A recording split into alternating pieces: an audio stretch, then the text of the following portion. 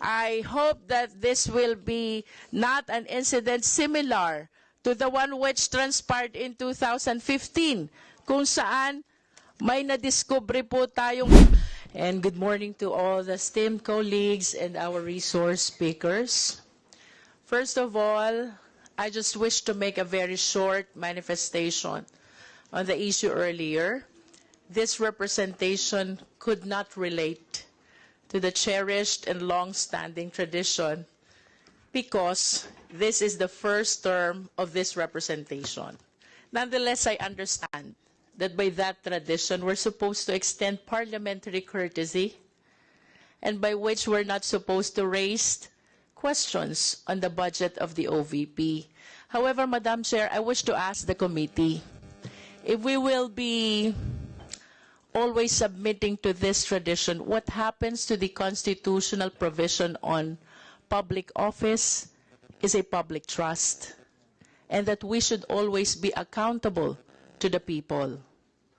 While this representation differ to the wisdom of the senior members, I wish to manifest that I, and I hope along with the new breed of legislators, are inclined to honor the tradition, contrary to the manifestation of the Honorable Marcoleta. However, Madam Chair, what happens if the tradition is not sufficient? What happens if the tradition is not effective? What happens if the tradition does not unite and instead it divides? Let us all remember that in all parliamentary proceedings, the majority always rule. And it is on this light that I wish to commend the chair for immediately proceeding to the division of the House. And when the committee voted for no, it has rendered the issue, yes, moot and academic. And I concede to the Honorable Garin that even this representation disregard this rule. That is a manifestation, Madam Chair. And proceeding to the regard this rule. That is a manifestation, Madam Chair. And proceeding to the interpellation, I wish to invite the attention of the COA to welfare goods. Can we show the slide first, please?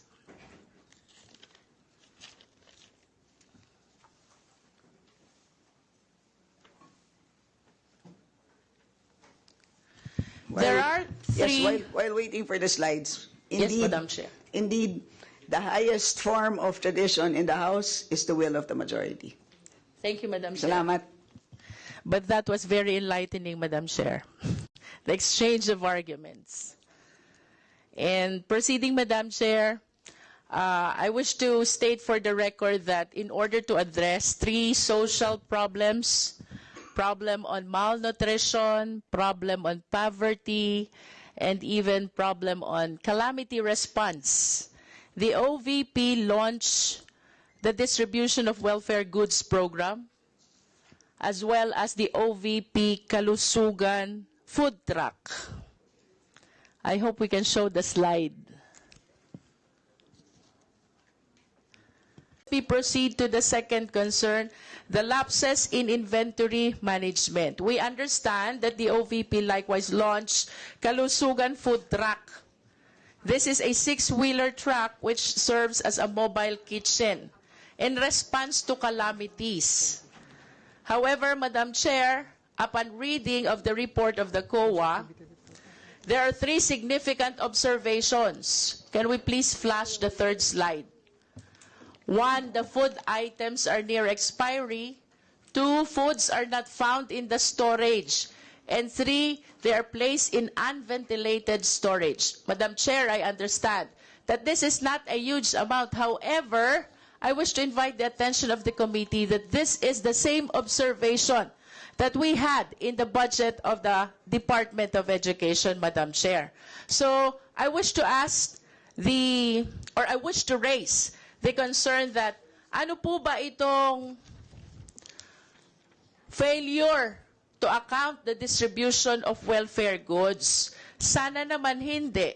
But I'm afraid that this might be another case of ghost delivery.